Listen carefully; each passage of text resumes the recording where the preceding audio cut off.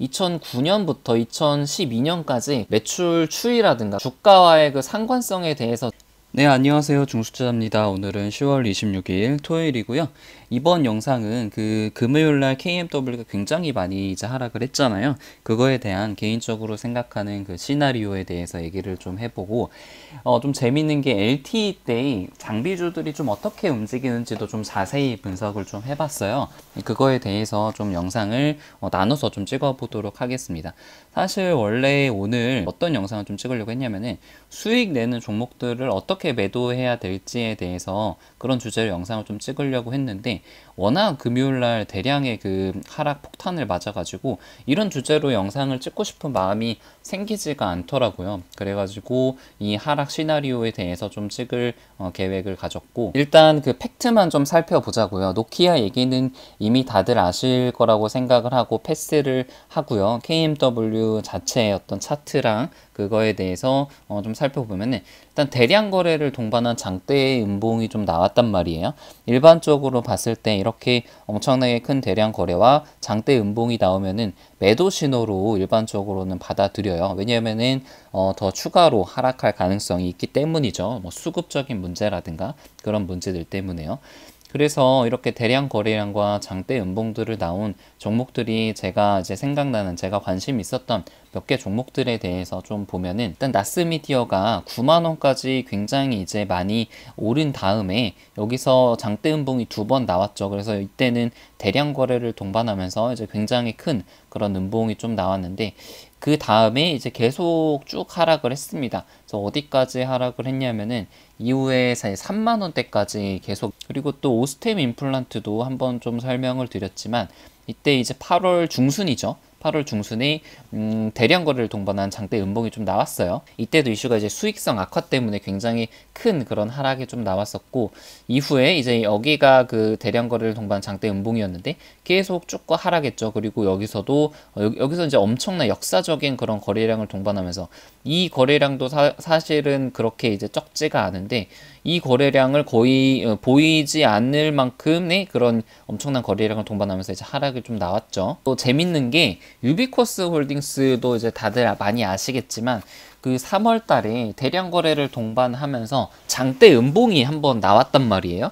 근데 이후에는 그러면 차트가 어떻게 흘러갔는지 좀 보면은, 여기가 이제 10,000원 초반대였는데 조금 이제 한 이틀 정도 더 하락을 한 다음에 계속 상승을 해가지고 결국 이제 3만원 넘게 좀 올랐죠. 그래서 아무튼 여기까지 봤을 때 장대 음봉과 대량 거래량이 동반된 경우에는 한 하루 이틀 정도는 좀 추가적으로 빠지는 폭도 그렇게 적지 않아요. 뭐 한 3%에서 많게는 뭐 5% 넘게 이렇게 하락을 하는 경우들이 좀 많다는 것을 볼 수가 있단 말이에요. 그렇다고 하더라도 이제 유비쿼스 홀딩스는 이제 그 뒤로 이제 반등을 한 종목도 있고, 어떤 종목들은 이제 추세적으로 계속 하락을 한 종목들도 있단 말이에요.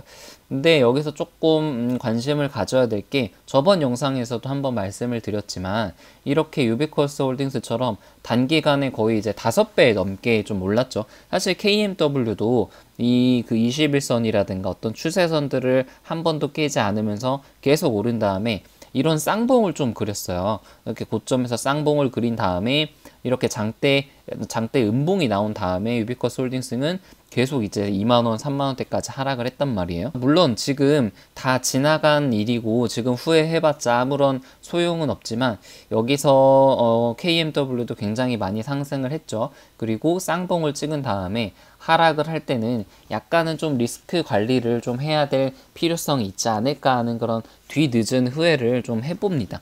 물론 저 같은 경우는 이렇게 6만원 후반이나 아니면 7만원 초반대에서 박스권을 그릴 거라고 생각을 했단 말이에요. 이렇게 박스권을 좀 그릴 거라고 생각을 해서 매수를 했는데, 저의 이제 계획과는 좀 다르게, 생각보다는 많이 다르게 흘러갔죠. 굉장히 크게 폭락을 해봤자.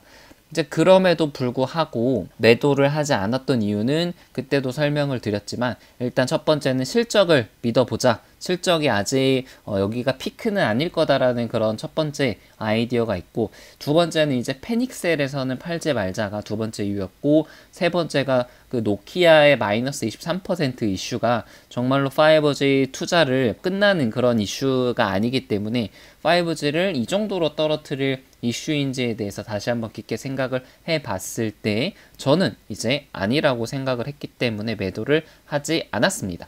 그리고 만약에 이제 판다고 가정을 해봅시다. 만약에 판다고 가정을 했을 때 다시 이제 매수 타이밍을 잡아야 되는데, 문제는 어디서 반등할지 아무도 모른다는 거예요. 뭐 누구는 45,000원까지 간다, 뭐 그 더 아래까지 간다, 뭐 이런 얘기를 하는데, 사실 4만원에서 반등을 할지 5만원에서 반등할지 누가 알겠어요. 어떤 개인이 정확하게 그 가격대를 알겠나요? 오히려 더 하락하지 않고 여기서 이제 급반등할 가능성도 있기 때문에 그 저점을 정확하게 찍어낼 수 있는 사람은 없다고 생각을 합니다. 어차피 장중에 이제 분봉을 계속 보면서 트레이딩, 장중 트레이딩을 할 수 있는 사람이 아니라면은, 그냥 이런 폭락장에서 기업을 좀 믿는다면은 가만히 기다리는 것이 답일 수도 있다는 그런 생각이 좀 들었단 말이에요.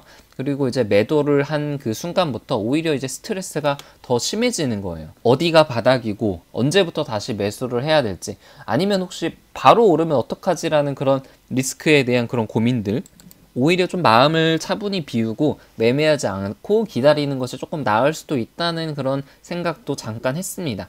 자, 그래서 KMW의 세 가지 시나리오, 뭐 당연히 세 가지 시나리오라고 한다면은 상승, 하락, 횡보겠죠.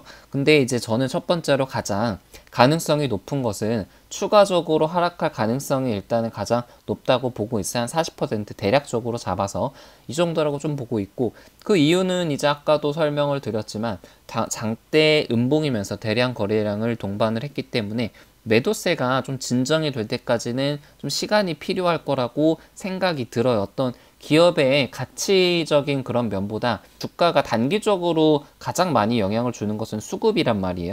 근데 아무튼 매도세가 굉장히 강하기 때문에 단기적인 하락은 조금 불가피하다. 나스미디어나 오스템인프라트처럼 좀 장대 음봉 이후에 좀 몇 퍼센트 정도의 추가적인 하락은 좀 마음의 준비를 하는 것이 조금은 좋겠다라는 그런 생각이 좀 들었습니다.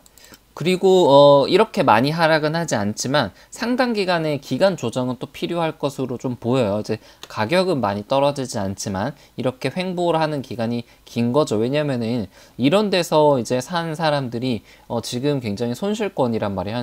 최소 한 15%, 20%의 마이너스 구간일 텐데, 이런 약간의 그 횡보 기간이 길어지면서 그런 손절하는 사람들의 물량을 받아낼 그럴 기간 조정이 이제 필요할 수도 있다라고 그렇게 생각이 들고, 마지막으로 이제 급반등할 가능성도 있겠죠.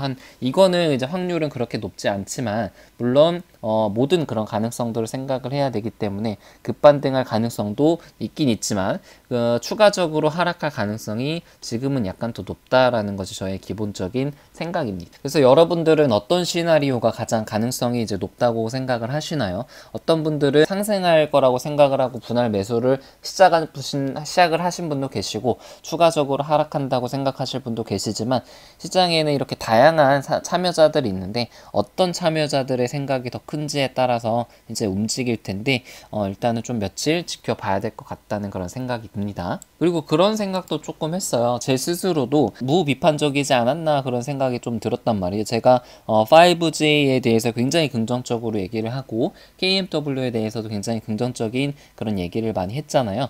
저의 영상을 보고 투자를 하셨던 시청자분도 계실 텐데 조금은 조심을 하지 않았어야 했나 그런 생각이 약간은 들었습니다. 지금 기보유자들에게는 지금 하락이 물론 조금은 쏙이 쓰리겠지만, 미보유자들이거나 아니면은 현금 비중이 적은 분들에게는 오히려 기회가 될 수도 있다는 그런 생각이 좀 들었고, KMW는 지금 저의 포트폴리오 중에서는 한 6번째 정도로 비중이 있는 그런 종목이고, 비중이 아주 엄청나게 많은 것도 아니지만 그렇다고 아주 적지도 않은 거여서, 근데 사실 제가 이노아레스가 비중이 가장 많은데 5G가 이렇게 전체적으로 많이 빠졌으니까 계좌 수익률은 주초 대비해서 굉장히 많이 좀 안 좋아진 그런 상태이죠. 그래서 이제 어떤 분들은 미리 매수하지 못한 분들은 좀 아쉬웠는데 이번 하락을 통해서 새롭게 매수하신 분들도 좀 많아요. 자, 그리고 마지막으로 그 어떤 제이홀링님께서 굉장히 장문의 댓글을 좀 달아두셨어요. 그래서 이거에 대해서 여러분들께 꼭 말씀을 해드리고 저의 생각도 얘기를 해야 될 필요가 있다고 생각하는데, 요약을 해서 간단하게 핵심만 말을 하면은 LTE 때 이런 장비주들의 움직임을 한번 주목을 해야 될 필요가 있다라고 얘기를 하셨고, 해외 쪽 매출이 기대가 많이 됐는데 생각보다 해외 쪽 매출이 많이 발생되지 않아서 주가가 피크를 쳤다 라는 것이 핵심이에요.